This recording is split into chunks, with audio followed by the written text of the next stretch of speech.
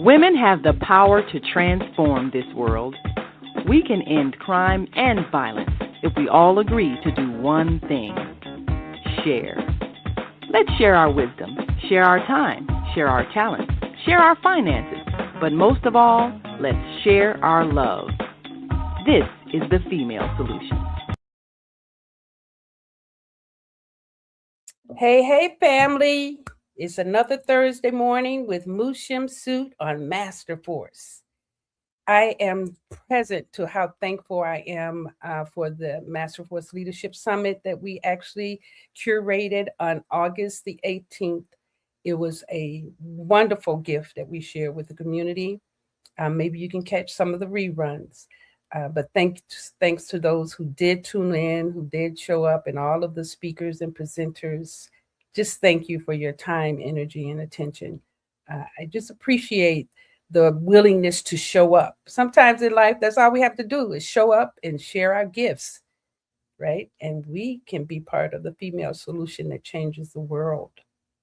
Wonderful. So today we're going to continue our amazing conversation with Brotha G.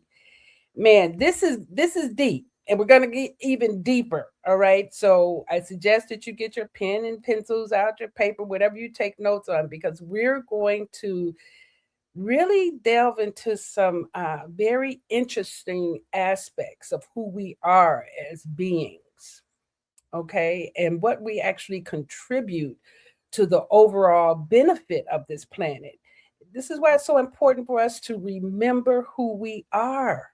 Okay, so I'm not going to get on the soapbox. Let me bring in Brotha G. Good morning, Brotha G. How are you? Hey, everybody. Hey, thank you for your time today. I'm looking forward to just, you always just blow me away. So that's okay. I can handle it now, You better strap yourself in for this one. I got to strap myself in.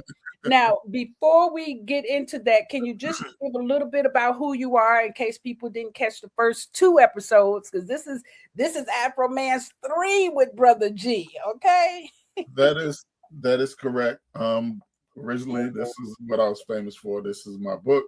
It's called Shades of Memnon, and I do, I'm a historian and kind of a visionary about certain things, and I recreate adventures based on ancient African history. And while I was doing the research for those things, that's where I ran across the beginnings of what, eventually became the Afromance thing. Excellent. And then tell me, when you actually started working on Afromance, and you said you came across it doing the Memnon series, what was it that had you realize the capacity of the male and female relationship that you begin?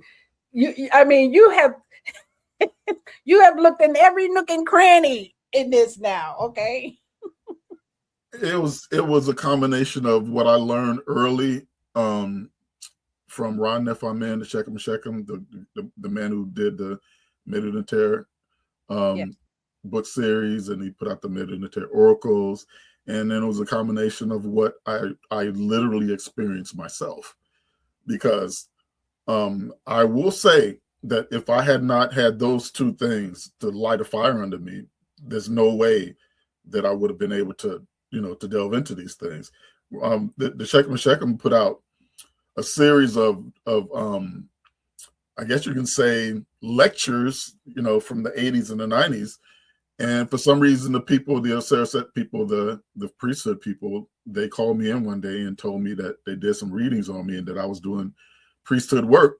And they gave me 2 phone book stacks filled with those lectures, which they say they only would give to people who are studying to be priests. I wasn't studying to be a priest, but they told me I was doing priesthood work and that something told them that I should have these documents. And so I took them. And I researched them for over 10 years. No, not 10 years, like 7 years. And I'm still doing research on them to this very day. Within those documents, Ron Nefaman talked about the very foundation of human existence is the yin and the yang, what people call the yin and the yang, the male female, how all that fits together and all of that. And then amidst all of that, I actually had what you call a lightweight and a not unintentional tantric experience with a woman, and we were making love, and she was really feeling funny because she lit candles while we were doing it, and she only had some black candles, and I told her, don't worry about the candles. Well, anyway, she had an orgasm, and all those candles went out as if somebody covered them up with something. And we woke up the next morning and looked at those candles, and it looked like something had put them all out at the same time. And I went to a priestess at Osiris-Set, and I asked, I described what was happening. She said, "Oh, she was projecting." And I said, what are you talking about? Then you read the stuff that the Checkam wrote about, right? She was projecting. She was utilizing her female energy, combined with your protective male energy, to actually carry out something. She didn't like those candles, and so she took action against those candles. And that blew me away. That's something that I literally experienced myself, and it sent me down a rabbit hole that eventually led to Afromance. That is a pretty fascinating story. We actually teach a course in Master Force called Kundalini Magic. Mm-hmm. And we work with couples to have them understand how powerful their unionized energy is, especially at the point of ejaculation, or even non-ejaculation, because it's the culmination of their energy and actually forming one thought. Where two or one are gathered, where two are gathered, right? Where two are gathered, you can concentrate on something and create the outcome. Or outcomes themselves will be created. Yep, that's exactly the way it goes. And the Checkam really goes real deep into it. And I did further research on that. And the funny thing was, and most people know about this. Most people know about the outer esoteric stuff. Most people know more about the esoteric nature of these things than they do of the biological nature of it. And the biological nature is the underpinnings of where the esoteric actually comes from. If you did not have these chemical signals, the chemical signals are the fuel from which these esoteric things actually arrive. And I talked about it a little bit last time. I'm gonna give a little bit more details so people will understand why, so a little bit more about the mechanics of these things. I talked about hexadecanol. Hexadecanol is a anti-infanticide. It's a chemical signal that comes from babies. Everybody has it, but it's very, very much strong. It comes out in waves from the head of a little bitty baby. It comes out from the waves of that, in order to make the people around him, and to actually mentally manipulate them, in order for that baby to be taken care of, because everybody knows a baby is very helpless, and he can't do anything physical to save himself or to make things safe for himself or herself. It has to be a chemical thing, and we evolved to do that because there was a point in our history where it was not safe to be a baby at all. So that's the baby message that comes from a baby, because if that message did not come from children, we would not be who we are, because we would be killing our children. So that's one of the things. And the other thing is, it's the chemical signals that go between men and women.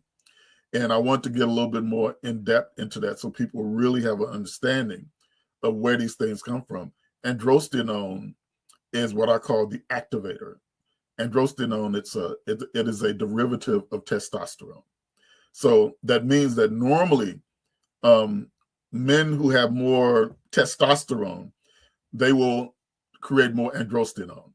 Androstenone is a very interesting chemical signal.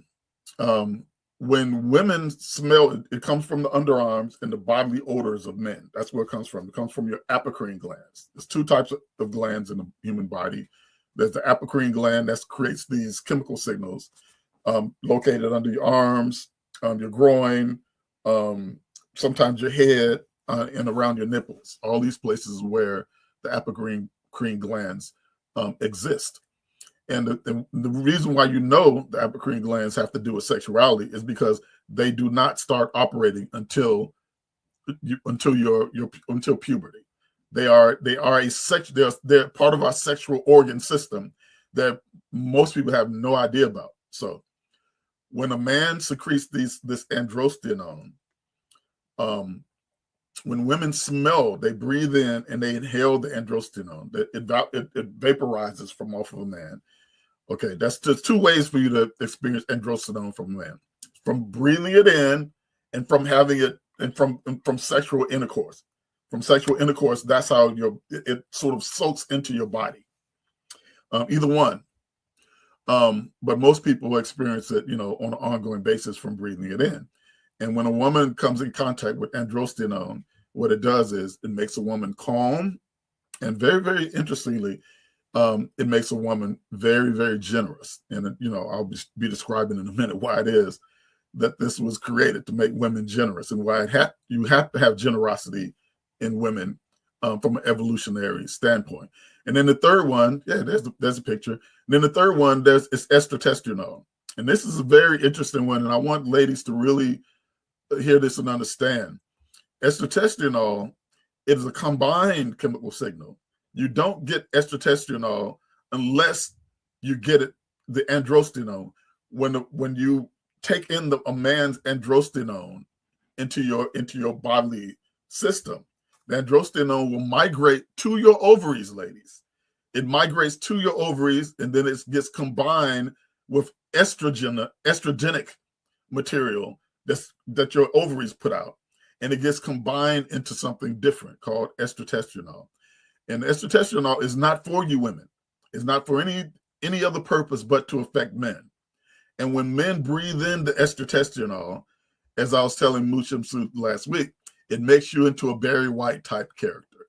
It makes you very, very motivated to have sex with a woman, but it also makes you motivated to earn it from being a civilized human being. It makes you want to be civilized in order to get that woman. And so that's one thing that it does to a man. The other thing that it does to a man, it makes men get along with other men. That's another really big thing.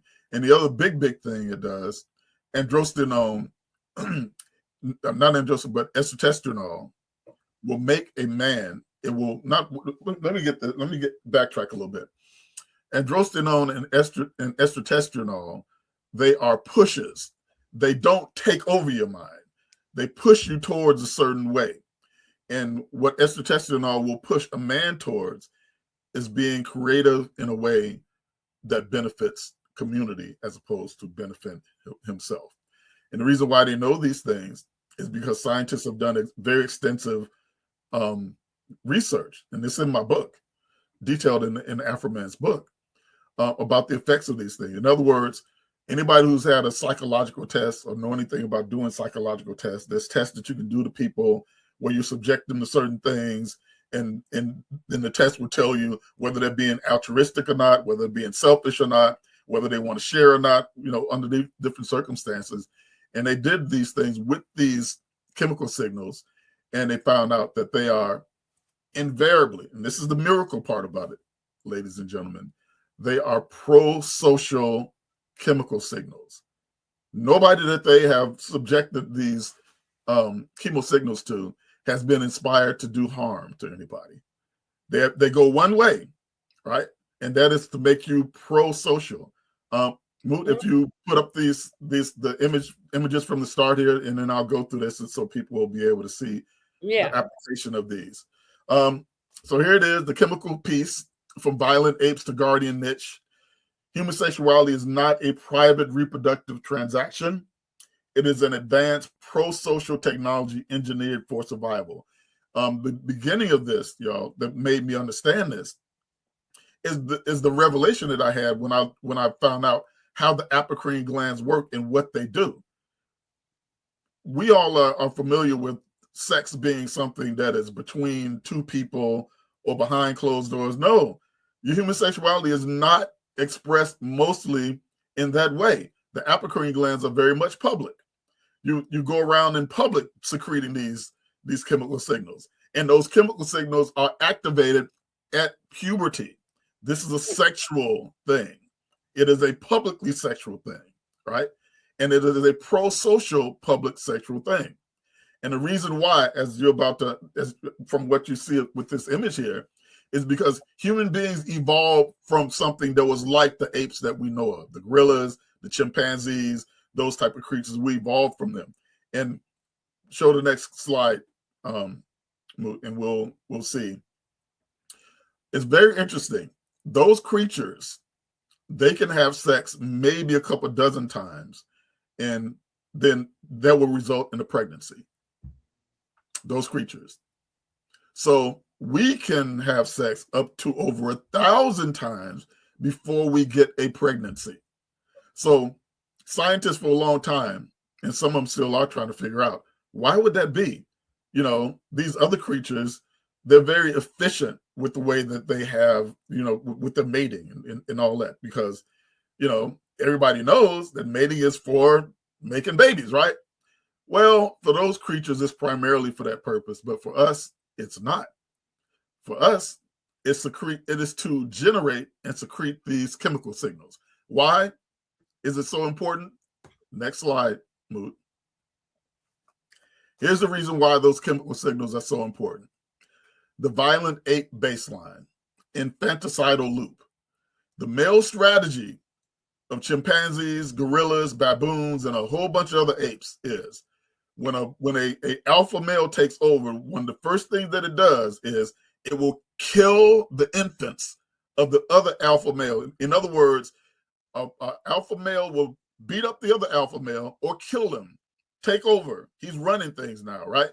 And the first thing he does is line these females up in a row or chase them down, grab their babies out of their arms, dash their babies against the trees, tear the babies' throats open with their teeth. They will kill the infants of the rivals. And what that does is it puts the females back into estrus so that now they can have babies with them, right? Yeah. This is a part of the ape world that most people don't know anything about. They don't talk about this with the zoo thing. You know, they don't teach this because it's so brutal. It is brutal, it's cruel, and it is how they reproduce. Now, here's the other revelation for ladies, right? There's a lot of people who think that that only male creatures, only male primates act this way. Well, I got news for you. The female strategy among these apes is it is very common for a female ape, a female primate, some of these lower primates, because we're primates too, we're just a higher primate. But some of these lower primates, what these females would do is you better hope for the baby's sake that there's plenty of food in the area where they're feeding. Because if the food starts running out, the females will sneak up on another female while she's holding her baby in her arms and snatch that baby out of the other female's arms and kill it so that her baby will have more food.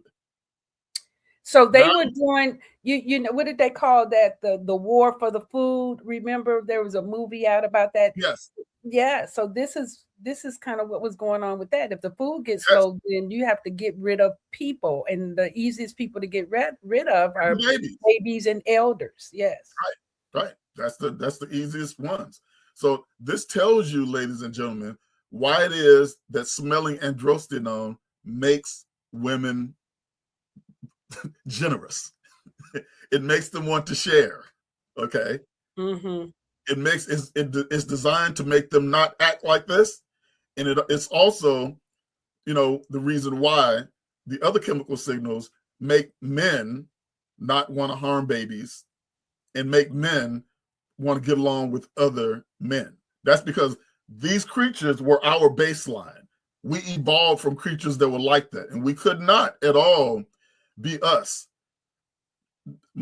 Just imagine you're a woman, you're a human woman, you're walking with your baby on your back, you live in a ghetto, there's not enough food, you live in a food desert or whatever. Not only do you have to worry about that, if this was still the case, but not only do you have to worry about that, but you have getting food in the food desert, but now you have to worry about another woman sneaking up on you and bopping you upside the head and taking your baby and killing it so that her baby can have, so under these circumstances, y'all, you could not have human civilization, of course. You could not create human civilization. So God. So what you're saying is in the evolutionary process, and that's what I love about the magic of the universe is that it's continuing to evolve based on what the needs are. This is why we actually had the New Earth children come in, the indigo, the rainbow, the crystal, the starseeds. They came in because the universe said, hey, these people are not getting it. They need help. Yep. Yeah. We got to move up. So listen, y'all, here's the difference. These lower apes, they have babies quick, fast, and when the babies come out, the babies are functional. When a baby comes out of one of these type of lower apes, they're ready, their eyes are wide open, they're ready to not only feed from the mother, but they're ready to reach for food. They're much more functional. And as everybody knows, our babies are not functional for a long time. You have to take very good care of a human baby, right? A human baby cannot cling to you as you walk around. You have to strap that baby down to you. That's what apes can do. So here's what the hexadecanol does, y'all. The threat, of course, is vulnerable infants. They can't fight back physically. The technology that nature installed was hexadecanol. Hexadecanol comes from the baby's head, y'all. That's a very interesting thing. Hexadecanol comes from the two places. Now, I want people to hear this clearly so you really know, how just wonderful nature is, and maybe how hilarious nature is too. Because the places where, from a baby, where you will get the most hexadecanol is where you smell the baby when you're holding it, which is the baby's head, right? When the baby first emerges from out of the body, that's the baby's head, right? So as soon as that baby emerges, that signal goes out. The other place where you get the hexadecanol is baby poop, right?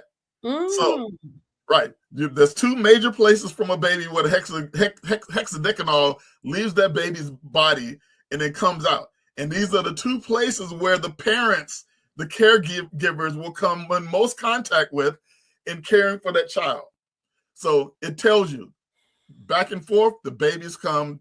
he needs to be taken care of, right? Yes. So that's a very interesting thing. Okay, go to the next one. That is so fun. That's amazing. I love this. Yes. So here's what the molecule. This is the very interesting thing. I told you all what the male and female does, and the baseline apes. So when this molecule hits the male brain, it tells them to calm down and not hurt me. Okay, don't try to eliminate me because I'm not your baby. All right, that's what it does to the male brain. And for the female brain, now here, check this out. It triggers her to be very aggressive, right? Now understand how important this is. It's telling you the same molecule says to a man, don't hurt me, but it also says to a woman, be on the lookout for those heifers trying to kill me. All right. Don't let them hurt. It says, don't let them hurt you. Right. That's what it does. Mm-hmm. That's what it does, y'all. So it's very so it disarms the males and it arms the females, because one of the things that I figured out when I was doing the research about the female infanticide thing, the males are very overt with what they do. They're the biggest and they're strongest. They just beat up the other alpha male. The females are very sneaky with the way that they do this type of stuff. They're very sneaky with it. They do signs to another ape that says, I would say strategic, sneaky. Right, yeah. Strategic. Yeah, that's what they do. They say, they give signals to another female with a baby. Hey, I found a tree with some fruit. Let's go get it. Bring your baby. Wow. Okay. Get them out of the herd, bring them over, bam their head on the tree. Okay. Right. So, That's you know, strategy. yeah, if you don't have the muscle, you got to have the strategy, right? Yes, right. So that's the way, you know, that's how it goes. So anyway, so we'll go to the next one. All right, here's the cross sections. This is very interesting. How you have the infinity symbol here. All right, you have the infinity symbol, and you have how the estrotestosterone goes over to the male and affects his brain, and how the androstenone goes over to the female, and it is an infinite loop, y'all. That's what it does. It feeds each other, right? If you do not have this loop in place, it cannot feed each other. You have to have people to come in and be involved in this. People have to. A man is the activator. In fact, one thing I didn't tell y'all about androstenone is that young women who are about to get, to become women, when they smell androstenone, it will jumpstart a healthy female cycle, birth cycle. It strengthens everything that has to do with baby making inside of a woman, right? They found out that if you are a woman and you having, menstrual problems, stuff like that, smell some androstenone. It'll help. It might not cure it, but it will help. And that's what it's designed to do. That's what androstenone is designed to do. It is nature's way of making sure that we are not complete unless we have each other. We're not complete. We're incomplete creatures. That's right. This gives to the argument for why it's such a nice idea to have gender schools, female, male schools, especially when you're in the middle, grades as you're moving into puberty, right? Because those hormones, make you curious as well. And so I can imagine the different things that happen when an athletic man comes in and he's sweating. Yes. In my book Afromance, there's a whole chapter in there about how athletic men are the activators. In other words, listen, and I want all men to understand this. That man that your woman wants, who is not you, right? Don't be jealous of him, right? He can't make love to all the women in the world, but what he will do is he will activate her for you. All right. This is okay. Yeah. Don't be mad, because your woman's eyebrow, went up, at this guy that's walking around. But there's two reasons for that. One, it's healthy. That's a healthy reaction coming from a woman. And two, as Afromance talks about, you don't own that woman.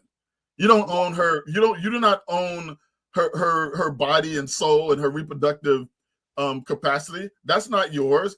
Whatever that is that comes to you, you are borrowing that. That's not your property. Okay, she's not your property, right?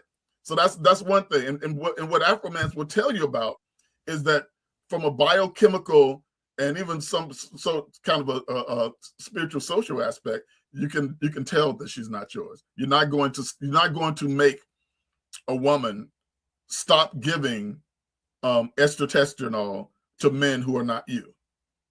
All right, let me say that again. You're not going to make the estrotestosterone that comes from a woman's body that's designed to uplift men. You're not going to put a force field around your woman to make that estrotestosterone not leave her body and go into the nose of another man who is not you. That's impossible. You're not going to be able to do that. That is a very good, and we need to do a group discussion around this because, a lot of men want to protect their family and they move into control, which is not the same as protection.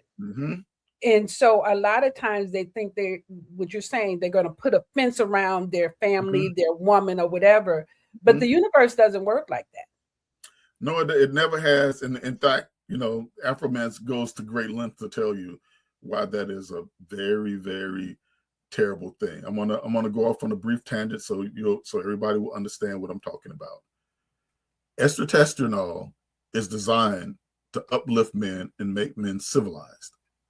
If you have a civilization where there's a bunch of men walking around and all their women are covered up, and all their women are covered up from head to toe, right? That means that the estrotestosterone that makes men civilized cannot get into the nose of the male population. Ooh. Now, you can we're not going to get into it, but you can use your what's called constraint logic, right? Let me give y'all one of the things that has really made this book what it is. It's constraint logic. Constraint logic, y'all, is this. If I ask you, Mu Shemsu-t, where you were born or when you were born, right? I don't have to, prior to that, ask you if you were born. You know that I was born. You're standing here in front of me, right? And everybody knows, unless there's something really mysterious that most people don't know about, that is the way that human beings come into the earth. So constraint logic will tell you. I use constraint logic to tell me that we came from before I got the details, but I use constraint logic to tell me that human beings evolved from lower violent apes. Why did constraint logic tell me this? Because of how the chemical signals work. That's constraint logic. If we did not come from something where those chemical signals, that if a baby did not need to be protected from infanticide, then the then the hexadecanol that comes from the baby's head and from a baby's poop look, anything that God or nature, whatever, creates, it has a purpose, particularly if it stays around for a long time. Stuff that just has no purpose, it doesn't stay around. It might be like some type of nature experiment or something like that, but it doesn't stay around for millions of years unless there's a purpose for it, right? Unless there's a purpose for it. Can we go to the next slide? And it's a successful purpose. Exactly. Evolutionary. It does move us forward. Yes. Otherwise, it will be gone.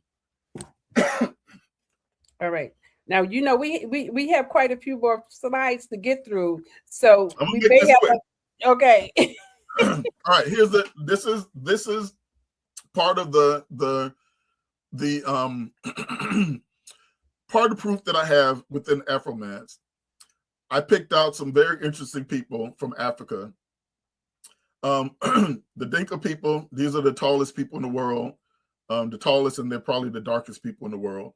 You got the Sand people down there. They're some of the shortest people in the world. But the interesting thing about these two populations is that according to both anthropology and genetic sciences, both these groups of people are they're some of the oldest. They probably are the oldest human races intact on this earth, right? They're the oldest. They're the most genetically oldest people in the whole world, right? Wow! All of them, both of these two people, right? They have genetic lineages going back tens of thousands of years at least, right? The bloodline of these people is undiluted. And also their culture is also undiluted. Neither one of these people, as well as the Himba, have been taken over by Islam. They haven't been taken over by Christianity. None of that stuff. They're still practicing what they practiced for tens of thousands of years. Wow. All the people that I showed you right here, they all practice open and equitable sexuality. In other words, none of these people that I'm showing you on this map, in their cultures are thousands of years ago, they don't practice what we call enforced monogamy. None of them do. So these are the templates, the template people of humanity that I'm talking about. And so is the Himba people too. They're not that old as the other two, but they're template people too. None of them, at least in the Himba, among the Himba people, 48% of the babies born are not born of the man who is the head of that household. And the men don't care. The men don't care. The Himba people, they're very open. You know, it's very common for, if you go to the Himba people, you go visit your friend, and your friend will say, hey man, you you got any for the last couple of days or whatever? You know, let me ask my wife or one of my wives if they want to accommodate you, if they think you're cute or whatever. And then I don't think they go off and they think you cute. I mean, something like that. But I'll put it this way: socially cute. All right, you have to be socially cute, because all this is based on sociality. And when they interviewed these people and said, "Aren't you mad because these women are having babies and with men who are not you?" They're like, "Well, we care. We did the same thing over across the way. We don't care. We love all babies. We don't care about that. Well, don't you think that don't you own your women? No, we don't own them. That's not how we think, right? Yeah, we missed the idea that the universe is always going to populate, going to populate. So a child coming into the world, it doesn't even care what vessel is coming through. Let me in. I have something to do, to teach. I have to learn myself. My soul has work to do. So it's going to come in whatever way you can get in. All right, next slide there. All right, this is the Ankh, and I broke it down for the major elements that I've discovered during Afromance. The top loop right there, it's very interesting. That is the manufacturing center for estradiol and for hexadecanol, right? That represents the woman's womb, right? That's where that stuff gets manufactured. Okay, you don't have a manufacturing thing, right? And now, very tellingly, all right, a woman's this. I'm about to answer a question that people have thought in their mind that they have not wanted to maybe come out with, right? Here it is. The reason why human beings were able to not have monogamy, were non-monogamous for 99% of our history, 300,000 years, and they didn't all die of venereal disease the way we would die if we did the same thing that they did now, the way they did it, is because the woman's vagina, particularly the African woman's vagina, is designed to eliminate low-level pathologies. Wow. Low-level pathologies. If low-level pathologies, what we call STIs, get inside of your strengthened regular woman's vagina, it will eliminate those things. That's what it's designed for. Remember now, we're talking about times where you didn't have no pharmacies, and you didn't have no antibiotics. You didn't have none of this stuff. So God had to create something. Why? Because the human beings will always come into contact with biological stuff that might be pathogens. That's part of human life. So, but in order to make sure that we can propagate and do what we need to do to process these chemical signals, what happened was that it created a pathogen moat. I call it the vaginal moat. A moat, if anybody understands, is something that you put around your castle, you put around whatever it is that you try to protect. That's right. To keep something out of that, from coming in. And so this is what the vaginal moat is designed for, and what it actually, it kept us, safe from all these STDs. Now, what happens is this: the STDs will always get stronger if they can. If you get an STD and then you place whatever part of your body that STD has jumped on, and you put it somewhere where there's no vaginal moat to kill that STD, right? What will happen is that STD will bounce around in that non-moat area. It will bounce around and it will get stronger. They call it gain of functions. It will evolve from a weak pathogen into a strong pathogen, because the woman's vagina was designed to eliminate that. So I'm gonna let you use your constraint logic to understand what I'm talking about here, right? We're not gonna get into it, but you can use your own constraint logic about that. So the next thing, the crossbar is the men and women giving those chemical signals to each other, and the stem, of course, That's the baby. That is the if it wasn't for the hexadecanol, y'all, if it wasn't for the hexadecanol, the first thing that had to be done, y'all, the most urgent thing that had to be done for the human species to turn into what I call the guardian species, you have to quit, you have to stop that infanticide. Yeah. That's number one.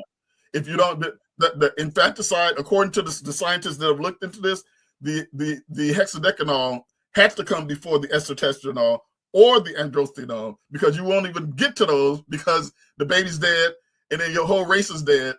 Everybody's dead, you know, and you're still eight. That's right. Right. Next slide. All right. Here's what this is what I have the evaluation here.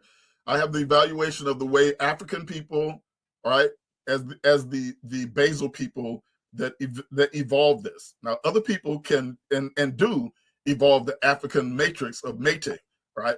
But unfortunately, we're under now the ownership niche, and this came about in the Neolithic, male enforced polygyny, and this is very interesting, y'all. This is what makes it so astounding, is that we're really not in a monogamous, you know, culture anyway. We're in a polygynous culture. Why? Because men under the ownership niche, as soon as they get power, they get as many women as they want. As many as they can afford. Absolutely. Right, as many as they can afford. They will get, and guess what?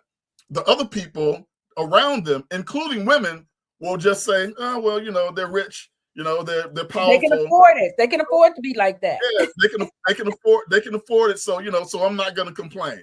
You know, hey, Trump, man, doesn't your wife hear about you getting with all these women? Who cares? I'm paying her enough money.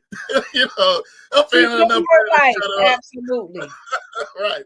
You know, the what's this girl Cassie? The girl Cassie that was in this thing with P. Diddy. There was a court proceeding that said that she called up when she after getting beat on and peed on and all kind of stuff. She went and she called Nicki Minaj and she said, Nicki, oh, he's doing me like this and he's doing like that. And Nicki said, girl, you better stay put. You know how many other women want to be in your position? You know, you can take as many punches and as much pee as you can take, as long as you stay in that rich position with that rich man. But that's only if you have the value system that says that, well, right. Material living is more important than my peace. Exactly. Right, exactly. So let's go to the next slide. We all know what this is all about here. Yeah. All right. The genetic height, y'all. All right. Scientists know. All right. It's a very, very common thing. Scientists know that pre-agriculture all over the world, when they examine the genetic structure of human beings, what happens is they know that human beings, our lineage as human beings is a 2-to-1 thing. We had two female ancestors for every one male ancestor, right? That's because the females were editing out the men that were unsuitable. They were editing them out, okay? They were having sex with them, but their bodies, due to what's called cryptic female choice, will take the sperm of a man who is unsuitable and discard that sperm, right? And then it will take in the sperm of the man who is not. Now, when you get to the Neolithic, that's when the horrible people took over, right? Now it became a 17-to-1 ratio. All right, 17 women to one man.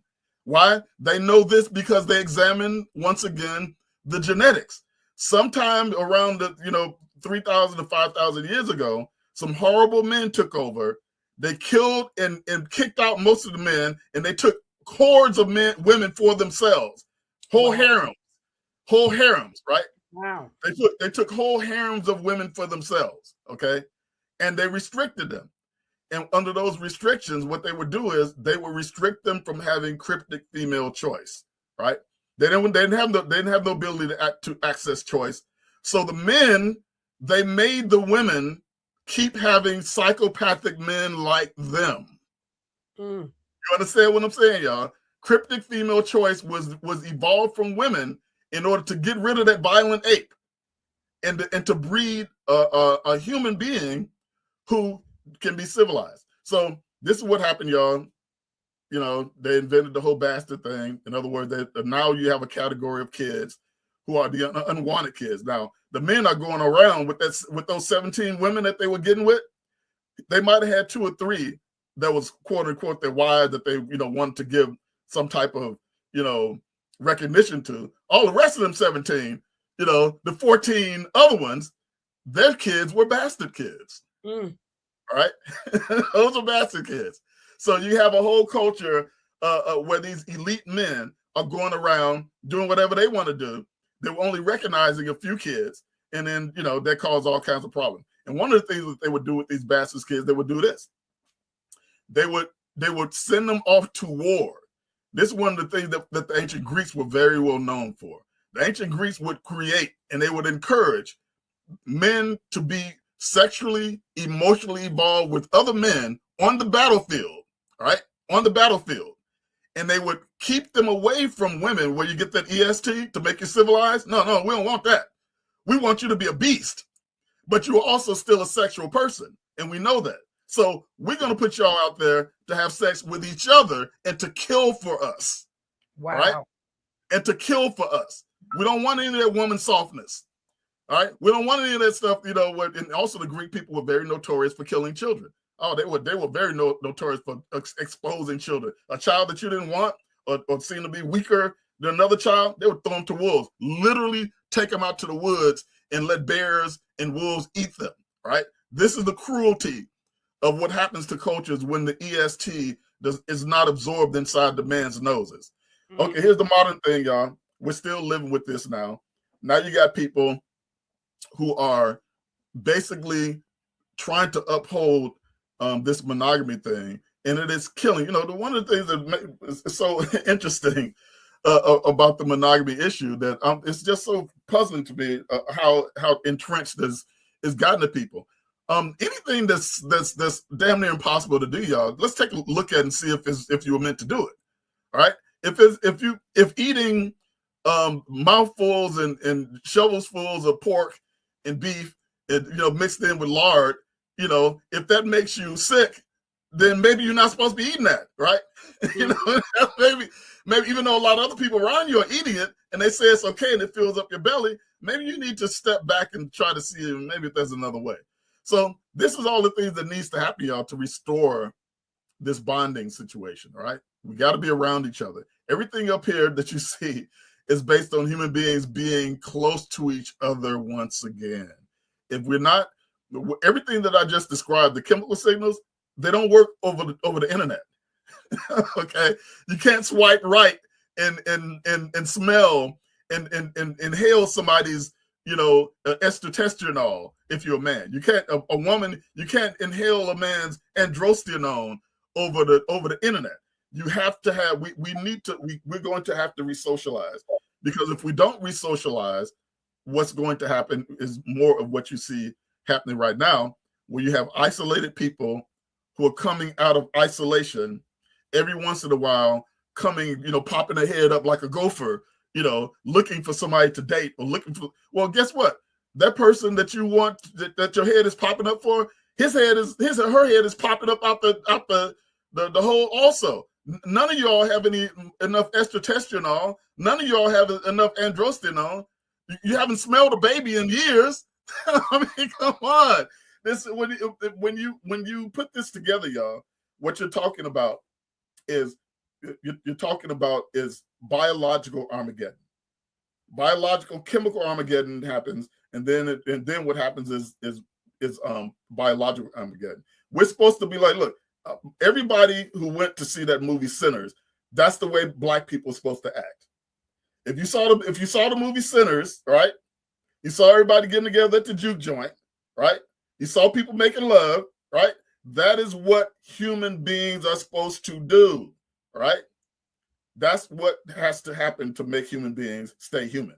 If you don't, so you're saying that the community aspect is what has us evolve into a higher level. Without the community aspect, you do not. Look, the Shechem Ron Efferman, he taught us this a long time ago.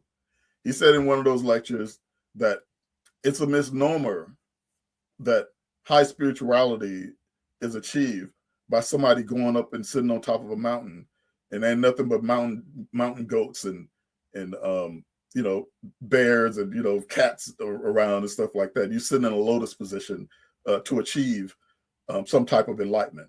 Well, the only thing you're going to achieve at that time with that is blue balls if you're a man, all right?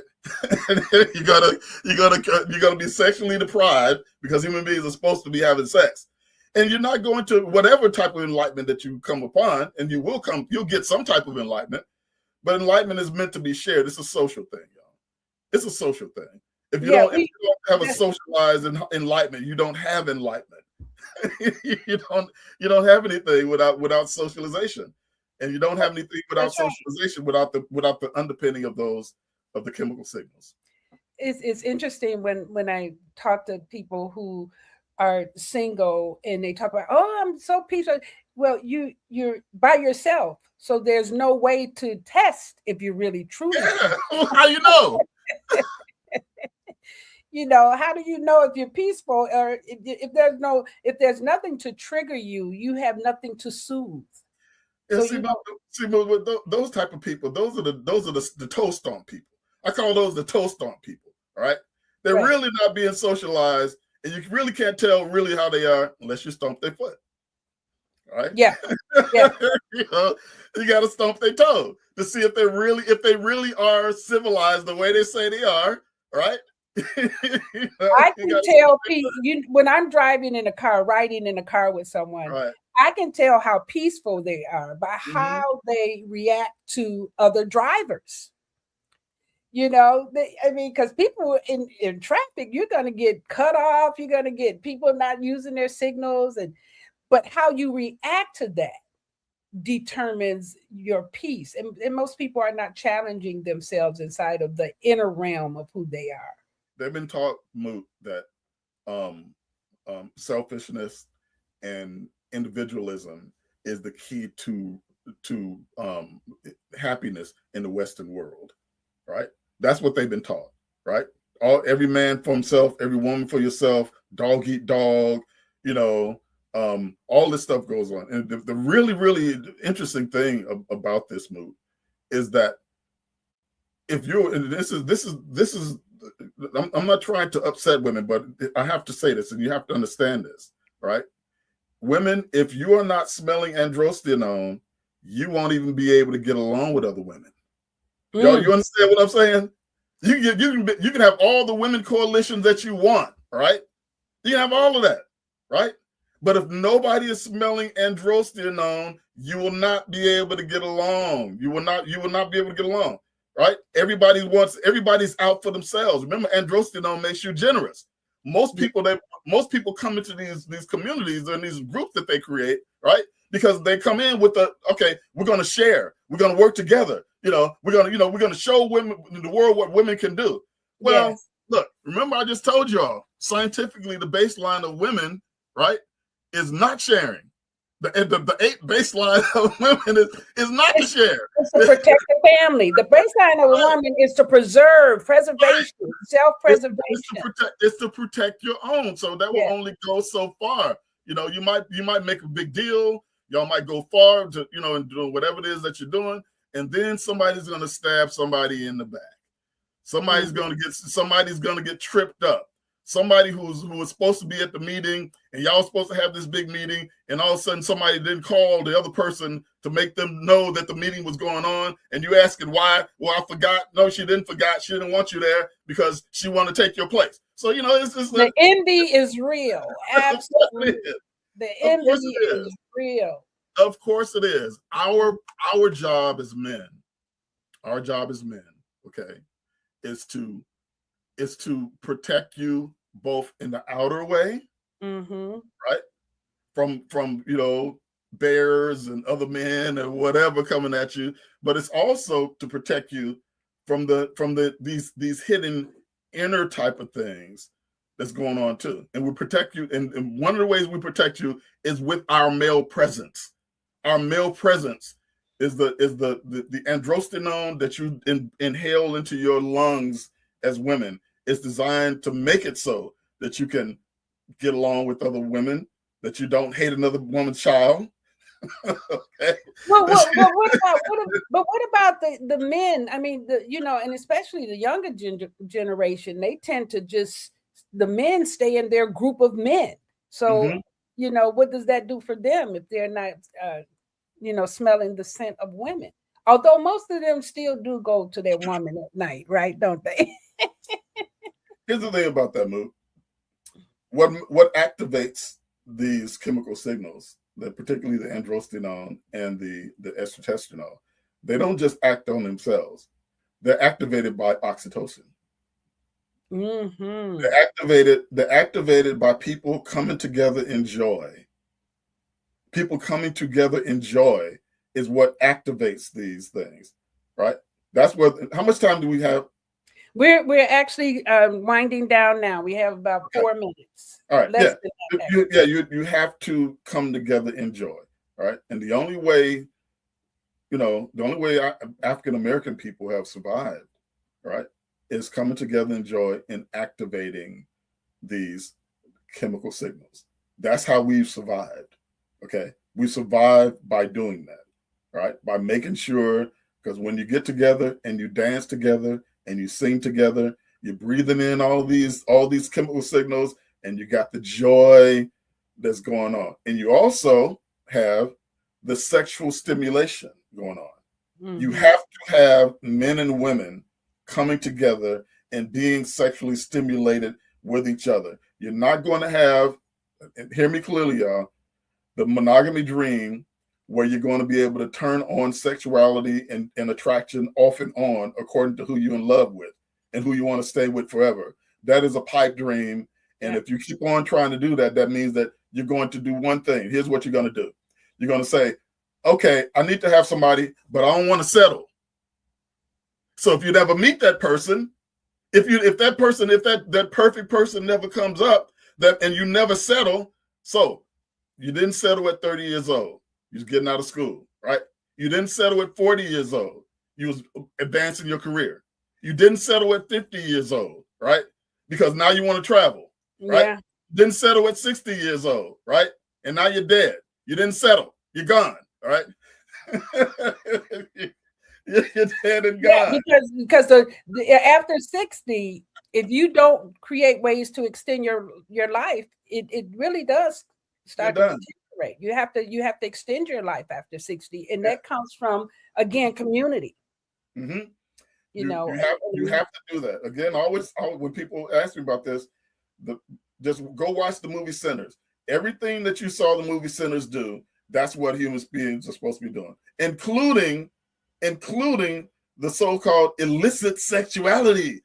She shouldn't have been having sex with that young man. She was married. Or he shouldn't have had sex with that woman. She was a vampire, whatever. All right. You have to, if you do not have sex, people, sex is the basic bottom line of all human life. Why? Because on the small end, this much of it is for making babies. But this much of it is for making civilization. Creativity is the biggest energy for creativity that we have. Everything is a sexual expression when it comes together. I told y'all exactly how this works. I gave y'all the actual. I just outlined to y'all the actual mechanics of it. Now it's not just rhetoric; it's a scientifically proven the mechanistics of how these things work. Going beyond just somebody's opinion, my opinion, your opinion, or whatever. It's not an opinion. Babies exude hexadecanol, and they don't hexadecanol, and they don't do it for nothing. All right. All right, Brother G. So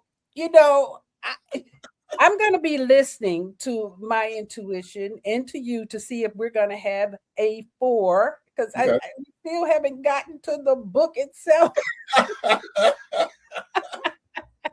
We haven't gotten to the book itself, so we'll see. But thank you for this wonderful insight, and let's keep it going.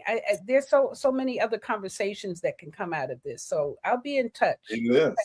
And keep sending me your material. I love being inspired by it. I will do so.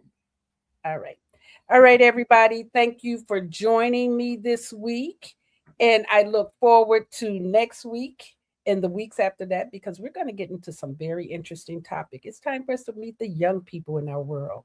Okay. Thank you for joining me. See you next week.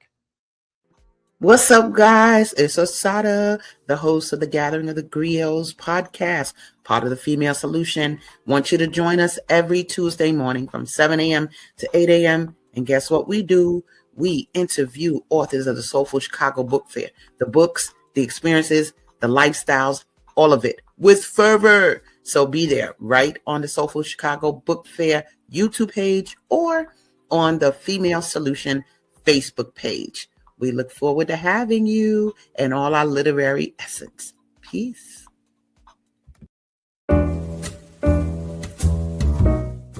We've come to the end of our show today. If you missed any broadcasts, go to our website for the audio and video archives at www.thefemalesolution.com. On behalf of our team of radio hosts, I'd like to thank all of you who participated in today's discussions. And to our global family joining us from all around the world, we say thank you. To our family in China, xie xie. India, Dhanyavad. Japan, arigato. Korea, kamsamnida. Russia, spasiba. Germany, danke. Poland, dziękuję. France, merci. Spain, gracias. Italy, grazie. Egypt, shukran. Ghana, madasi. Nigeria, eshe. South Africa, Ngiyabonga. Senegal, Jaref. Kenya, Asante. Israel, Toda. Pakistan, Shukriya. Afghanistan, Tashakur. Saudi Arabia and Palestine, Shukran. Assalamu alaikum wa rahmatullahi wa barakatuhu. Thank you, and may peace be upon you and the mercy of God and God's blessings.